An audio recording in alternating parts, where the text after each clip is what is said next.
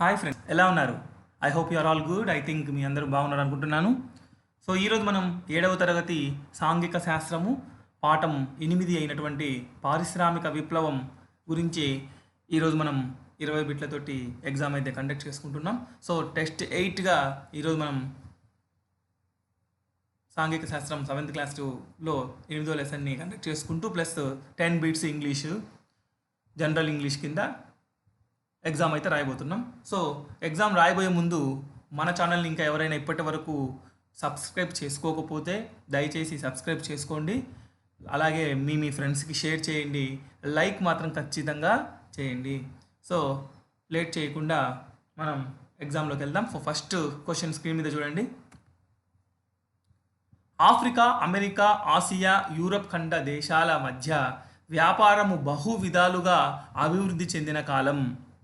Option 1 1400 నుండి 1600 సంవత్సరాలు మధ్య. ఆప్షన్ 2 1500 నుండి 1700 సంవత్సరాల మధ్య. ఆప్షన్ 3 1500 సంవత్సరాల నుండి 1800 సంవత్సరాల మధ్య. ఆప్షన్ 4 1600 నుండి 1800 సంవత్సరాల మధ్య. సో కరెక్ట్ ఆప్షన్ ఏదైతే ఉందో కామెంట్ అయితే చేయండి.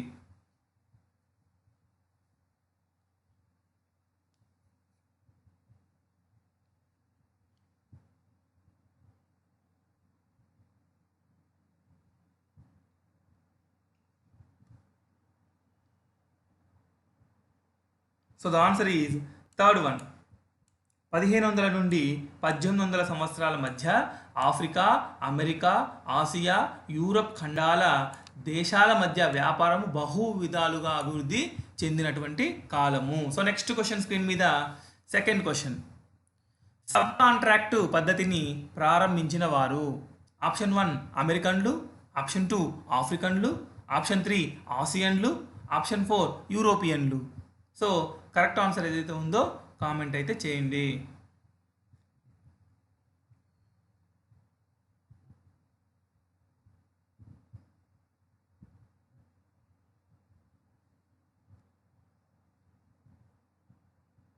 So the answer is fourth one, యూరోపియన్లు.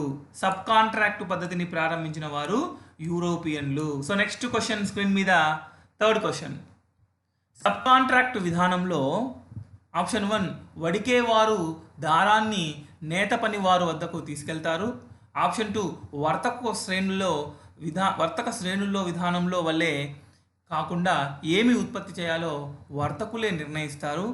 ఆప్షన్ 3 మొత్తం పని ఒక సమూహం చేత చేయబడుతుంది. ఆప్షన్ 4 పైవన్నీ. సో కరెక్ట్ ఆన్సర్ ఏదైతే ఉందో కామెంట్ అయితే చేయండి.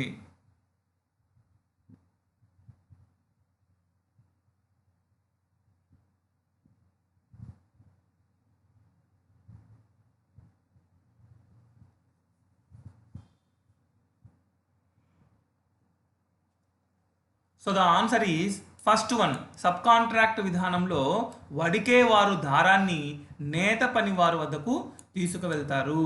సో నెక్స్ట్ క్వశ్చన్ స్క్రీన్ మీద ఫోర్త్ క్వశ్చన్. వస్త్రాన్ని ఇతర దేశాలలో అమ్మే ముందు జరిగే తొలి పని అంటే ఫినిషింగ్ వర్క్ ఈ నగరంలో జరిగేది. So option 1 New York, option 2 Washington, option 3 London, option 4 France. So correct answer ఏదైతే ఉందో కామెంట్ అయితే చేయండి.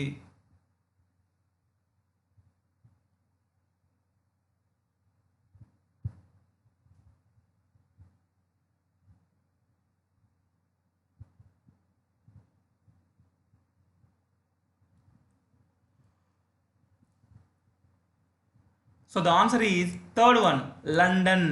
వస్త్రాన్ని ఇతర దేశాలకు అమ్మే ముందుగా ఫినిషింగ్ వర్క్ చేయించడం కోసం లండన్ అనేటువంటి నగరానికి తీసుకెళ్లేవారు అనమాట, ఫినిషింగ్ వర్క్ కోసం. So next question, fifth question.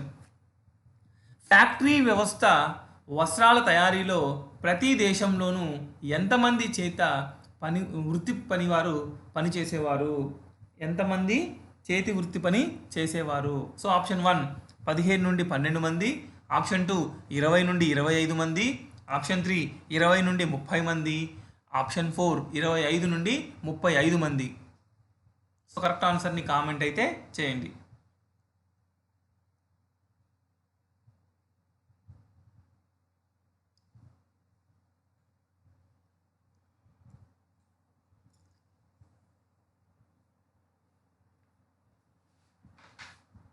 So the answer is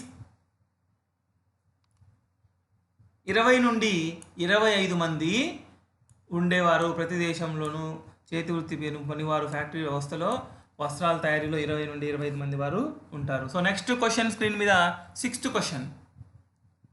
పనివారు తమ సొంత పనిముట్లతో కర్మాగారానికి వచ్చి వస్తువుల్ని తయారు చేసేవారు. ఈ విధంగా ఒక కళాకారుడిపై వర్తకుడి ఆధిపత్యం పెరిగింది. ఈ దశను ఏమంటారు? ఆప్షన్ 1 పారిశ్రామిక అభివృద్ధి దశ, ఆప్షన్ 2 పూర్వ పారిశ్రామిక అభివృద్ధి దశ, ఆప్షన్ 3 యాంత్రిక దశ, ఆప్షన్ 4 పూర్వ యాంత్రిక. సో కరెక్ట్ ఆన్సర్ని కామెంట్ అయితే చేయండి.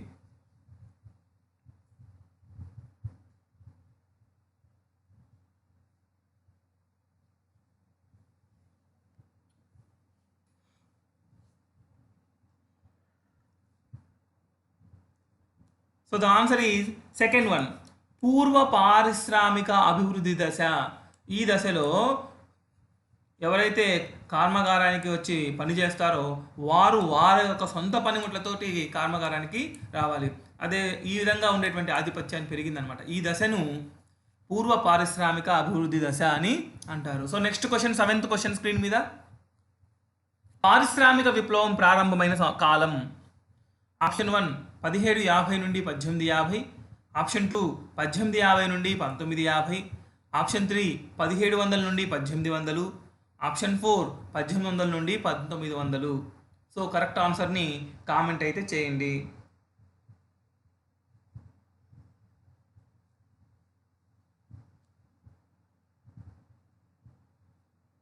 So the answer is first one, 1750 నుండి 1850. పారిశ్రామిక విప్లవం ప్రారంభమైనటువంటి కాలము 1750 నుండి 1850. సో నెక్స్ట్ క్వశ్చన్ స్క్రీన్ మీద 8th క్వశ్చన్. యాంత్రిక దశ ప్రారంభమైన దేశం. Option 1 America, option 2 Australia, option 3 New Zealand, option 4 Britain. So correct ఆన్సర్ని కామెంట్ అయితే చేయండి.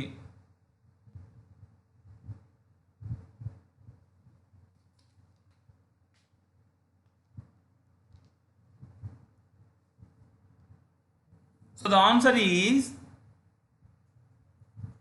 బ్రిటన్. యాంత్రిక దశ ప్రారంభమైన దేశము, యాంత్రిక దశ అనేటువంటి దశను ప్రారంభం చేసిన దేశం Britain. So next question, 9th question. James what ఈ దేశానికి చెందిన హస్త కళాకారుడు మరియు యంత్రాలు తయారు చేసిన వాడు.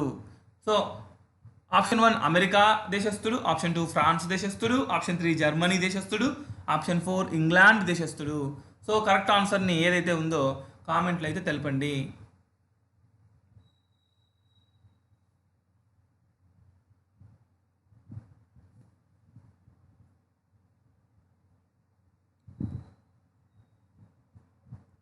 So the answer is 4th one, England దేశస్థుడు. ఇంగ్లాండ్, జేమ్స్ వాట్ అనేటువంటి వ్యక్తి ఇంగ్లాండ్ దేశానికి చెందినటువంటి హస్త కళాకారుడు, అలాగే యంత్రాలను తయారు చేసేటువంటి వ్యక్తి. So next question, 10th question screen మీద. ఆవిరి యంత్రాన్ని కనిపెట్టిన వారు. Option 1 James Watt, option 2 Boulton, option 3 George Stephenson, option 4 పై వారందరూ. సో కరెక్ట్ ఆప్షన్ని ఎంచుకొని కామెంట్ అయితే చేయండి.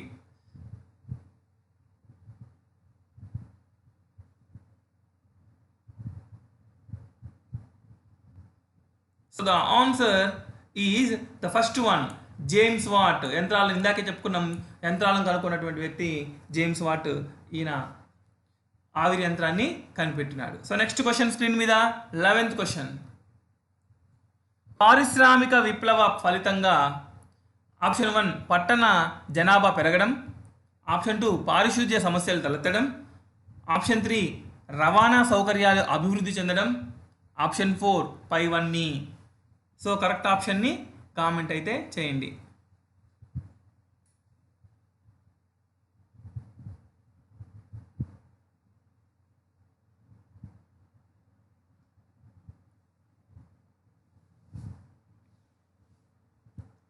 So the answer is 4th one, పైవన్నీ.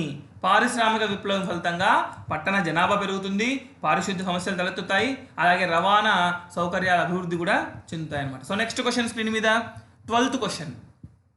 క్రీస్తు శకం 1750 నుండి 1850 మధ్య కాలంలో ఆవిర్భవించినటువంటి పద్ధతి. ఫ్యాక్టరీ పద్ధతి, ఆప్షన్ 2 ఫ్యామిలీ పద్ధతి, ఆప్షన్ 3 ఫెయిల్యూర్ పద్ధతి, ఆప్షన్ 4 స్టీమర్ పద్ధతి. సో కరెక్ట్ ఆప్షన్ని కామెంట్ అయితే చేయండి.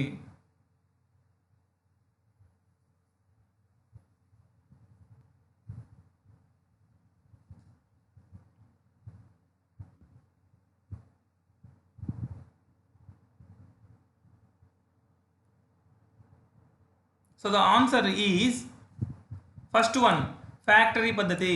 1750 నుండి 1850 ఇందాక మనం చెప్పుకున్నాం పారిశ్రామిక విప్లవమైనటువంటి ప్రారంభమైనటువంటి కాలం ఇది. ఈ కాలంలో ఫ్యాక్టరీ పద్ధతి అనేటువంటిది ఆవిర్భవించినటువంటి పద్ధతి. So next question 13th question screen మీద. బాల కార్మికులు అయినప్పటికీ ఒకప్పుడు ఎన్ని గంటలు పనిచేయాల్సి ఉండేది? ఆప్షన్ 1 10 గంటలు, ఆప్షన్ 2 12 గంటలు, ఆప్షన్ 3 14 గంటలు, ఆప్షన్ 4 15 గంటలు. సో కరెక్ట్ ఆన్సర్స్ని కామెంట్లో అయితే తెలపండి.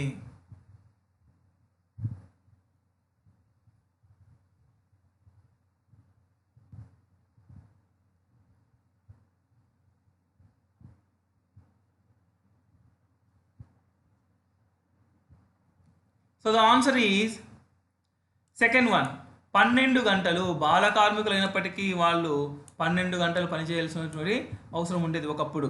సో నెక్స్ట్ క్వశ్చన్ స్క్రీన్ మీద 14th question.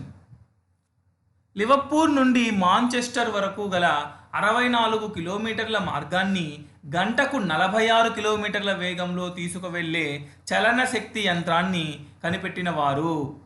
Option 1 George Stephenson, option 2 James Watt, option 3 John Loudon McAdam, option 4 Roland Paul. So correct ఆన్సర్స్ని కామెంట్ అయితే చేయండి.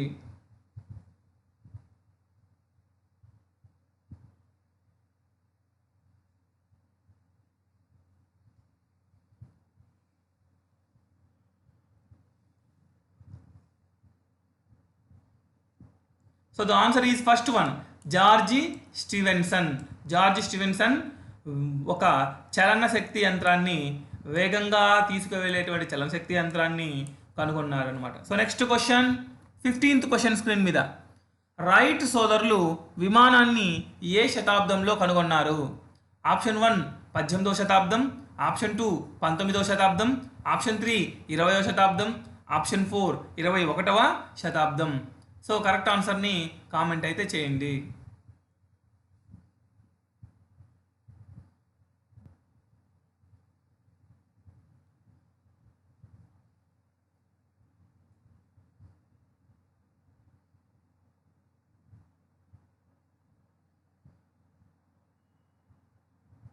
So the answer is third one 20వ శతాబ్దంలో రైట్ సోదరులు విమానాన్ని కనుగొన్నారనమాట. సో నెక్స్ట్ క్వశ్చన్ స్క్రీన్ మీద 16th క్వశ్చన్. తమ వ్యాపారం కోసం పారిశ్రామిక అభివృద్ధి నిమిత్తం ఈ దేశాల ముడి పదార్థం లభించే దేశాలను ఆక్రమించుకున్నాయి? ఆప్షన్ 1 ఆసియా దేశాలు, ఆప్షన్ 2 ఐరోపా దేశాలు, ఆప్షన్ 3 ఆఫ్రికా దేశాలు, ఆప్షన్ 4 పైవన్నీ.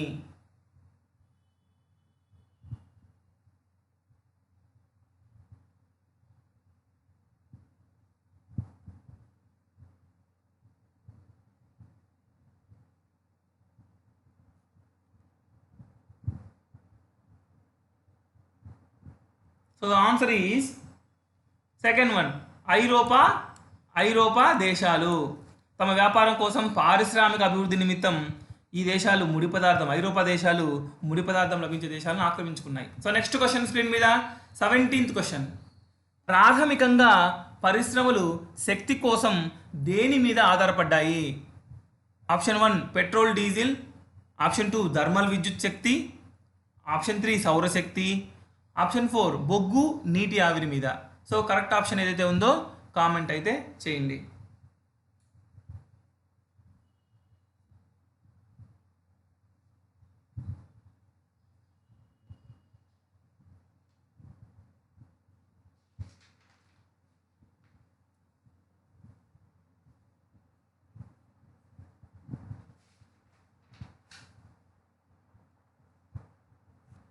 So the answer is fourth one, బొగ్గు నీటి ఆవిరి మీద. సో నెక్స్ట్ క్వశ్చన్ స్క్రీన్ మీద 18th క్వశ్చన్. సబ్ కాంట్రాక్ట్ పద్ధతిలో దశలు వరుసగా ఆప్షన్ 1 స్పిన్నర్, నేత పనివారు, పుల్లర్, రంగులు అద్దడం. ఆప్షన్ 2 రంగులు అద్దడం, పుల్లర్, నేత పనివారు, స్పిన్నర్. ఆప్షన్ 3 నేత పనివారు, రంగులు అద్దడం, puller, spinner. Option 4 puller, spinner, నేత పనివారు, రంగులు అద్దడం. సో ఈ సీక్వెన్స్, ఈ దశలు ఏవైతే ఉన్నాయో ఆ సీక్వెన్స్ అయిన దశల్ని సబ్ కాంట్రాక్ట్ పద్ధతిలో చెక్ చేసి రైట్ ఆన్సర్ని కామెంట్ అయితే చేయండి.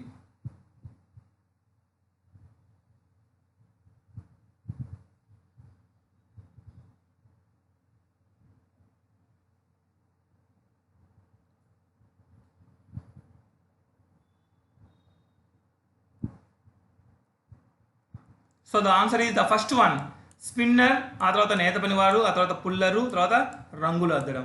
సో నెక్స్ట్ క్వశ్చన్ స్క్రీన్ మీద 19th క్వశ్చన్. జేమ్స్ వాట్ ఎవరితో కలిసి వ్యాపారం మొదలుపెట్టాడు? Option 1 George Stephenson, option 2 John Loudon McAdam, option 3 Boulton, option 4 పై వారందరూ. సో కరెక్ట్ ఆన్సర్ని కామెంట్ అయితే చేయండి.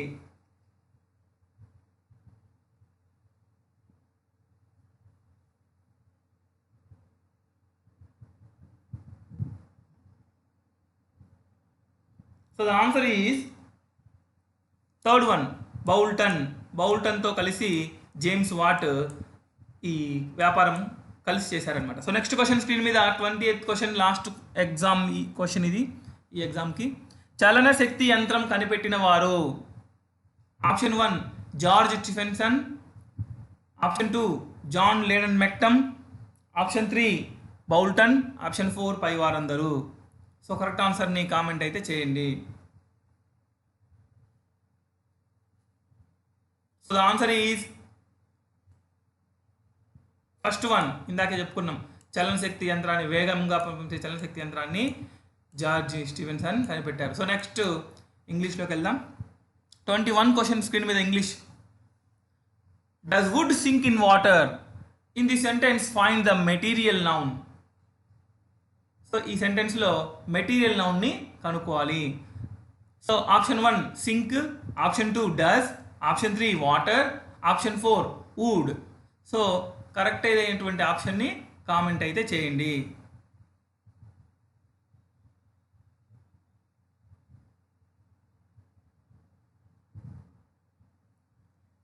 సో ద ఆన్సర్ ఈజ్, ఇక్కడ మెటీరియల్ నౌన్ అడిగారు కాబట్టి మెటీరియల్ నౌన్ కిందకి వుడ్, వుడ్ అనేది మెటీరియల్ అనమాట, మెటీరియల్ కిందకి వస్తుంది. సో వుడ్ని ఇక్కడ మనం ఆన్సర్గా చెప్పుకోవాలి. So the answer is fourth one, wood is right answer.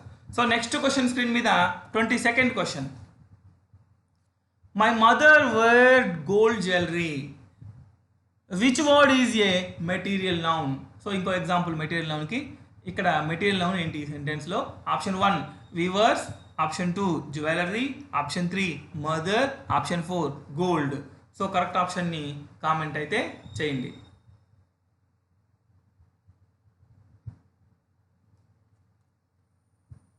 So the answer is gold. Gold కూడా ఇక్కడ మెటీరియల్, గోల్డ్, ఐరన్, సిల్వర్ ఇవన్నీ కూడా మెటీరియల్ నౌన్ కిందకి వస్తాయి. So gold jewellery. So next question screen మీద 23rd question. All of you come to science lab. What is the pronoun in this sentence? So ఈ సెంటెన్స్లో pronoun ఏదో చెప్పాలి. So option 1 to, option 2 the, option 3 you, option 4 of. So correct ఆన్సర్ని ఈజీగా ఉంది, ఆప్షన్ని comment అయితే చేయండి.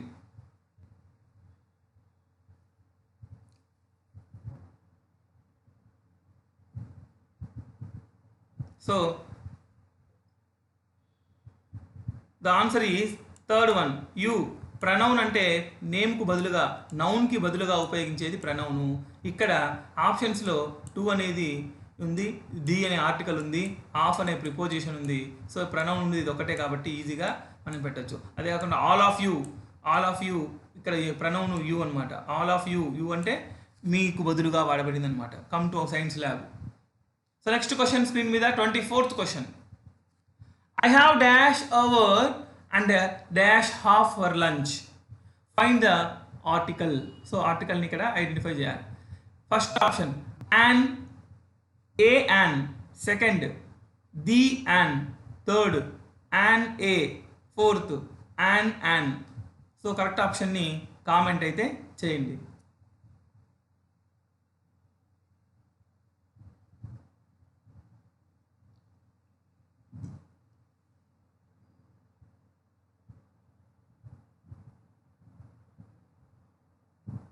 So the answer is third one, an a. ఇక్కడ అవర్ అనేది ఆ అనేటువంటి ప్రొనౌన్సియేషన్, అంటే అచ్చు శబ్దం పలుకుతుంది కాబట్టి ఇక్కడ అచ్చు శబ్దం పలికేటువంటి వాటి ముందు యాన్ పెట్టాలి. సెకండ్ హాఫ్, ఇక్కడ హా హా హా పలుకుతుంది, హా అనేది హల్లు కనుక ఏ. సో నెక్స్ట్ క్వశ్చన్ స్క్రీన్ మీద 25th question. Animals live in the areas that are covered in snow, in water. Find the preposition. So చూడండి కన్ఫ్యూజ్గా ఉంది సెంటెన్స్, అయినా ప్రిపోజిషన్ని మీరు ఈ సెంటెన్స్లో ఐడెంటిఫై చేయాలి. So first option live in, second option that, third option covered in, fourth option in water. So correct ఆన్సర్ని చూసి కామెంట్ అయితే చేయండి.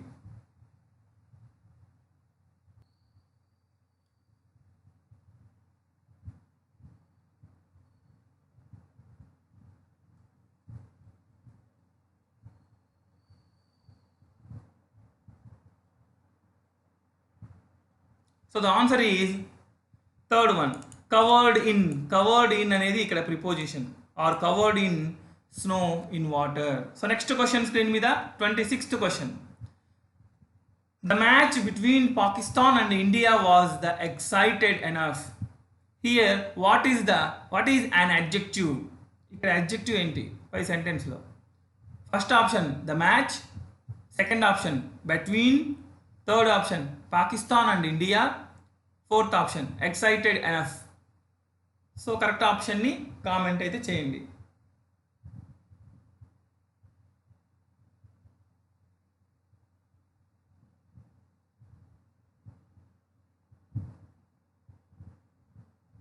So the answer is excited enough.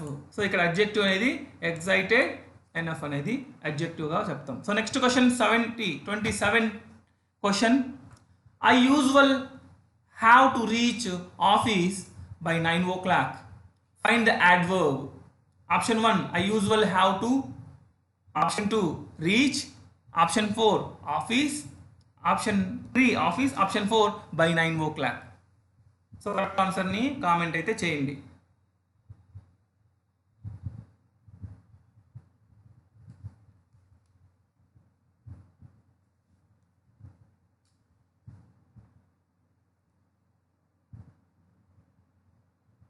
So the answer is first one.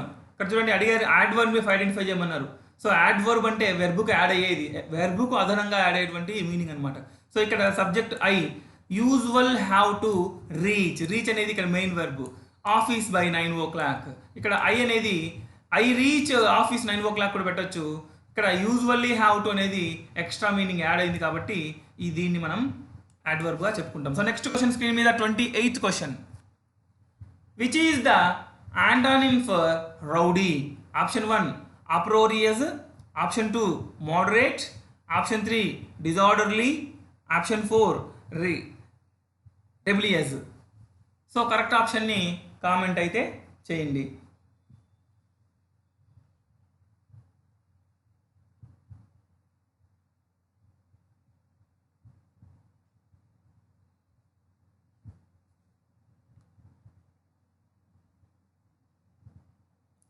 So the answer is second one, moderate. ఇక్కడ యాంటానిమ్ అంటే వ్యతిరేక అర్థము, rowdy అంటే పోకిరి, విచ్చలవిడిగా తిరిగేటువంటి వ్యక్తి అని చెప్తాము. సో దానికి యాంటానిమ్ వ్యతిరేక అర్థము అంటే ఇక్కడ ఉన్నటువంటి ఆప్షన్లో మోడరేట్ అంటే విధిగా, మితంగా, మీడియంగా ఉండేటువంటి అనేటువంటి మీనింగ్ ఇక్కడ వస్తుంది. So next question 29th question screen మీద.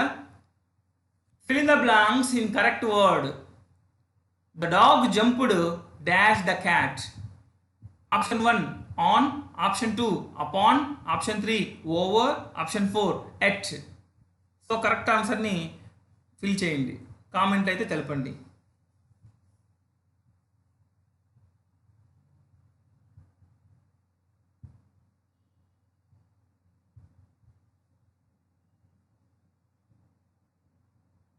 So the answer is second one. The dog jumped upon the cat. ఇక్కడ upon అనేది ప్రిపోజిషన్.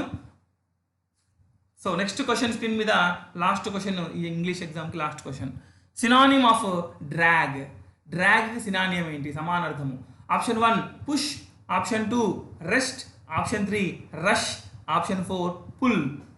సో కరెక్ట్ ఆన్సర్ని కామెంట్ అయితే చేయండి.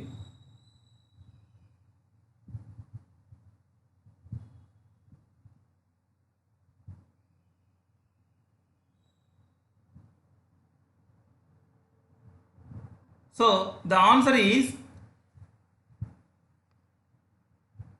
పుల్. ఇక్కడ చూడండి, డ్రాగ్ అంటే లాగడం, ఈడ్చుకెళ్ళడం, లాగడం అనేటువంటి మీనింగ్ వస్తుంది. సో ఇట్లా ఇట్లా డ్రాగ్ అంటే ఇట్లా ఇట్లా లాగడం. సో దీనికి సమానార్థం ఏంటంటే ఇక్కడ పుల్ అన్నా కూడా లాగడమే. పుల్ అంటే లాగడం, పుష్ అంటే నెట్టడం. సో రెస్ట్ అనేది వేరే అర్థము, రష్ అనేది వేరే అర్థము. సో దీనికి సమానమైనటువంటి అర్థము 4. సో ఎగ్జామ్ కంప్లీట్ అయింది. మీకు వచ్చినటువంటి మార్కుల్ని దయచేసి కామెంట్ అయితే చేయండి. సో లైక్ని మాత్రం దయచేసి మర్చిపోద్దు, లైక్ చేయండి. అలాగే సబ్స్క్రైబ్ చేయండి. ఎవరైనా మీ ఫ్రెండ్స్కి ఏమైనా ఉంటే షేర్ చేయండి, వాళ్ళకి ఏమైనా యూస్ఫుల్ అవ్వచ్చు. So don't forget, please subscribe and like it. Thank you. Have a marvellous day.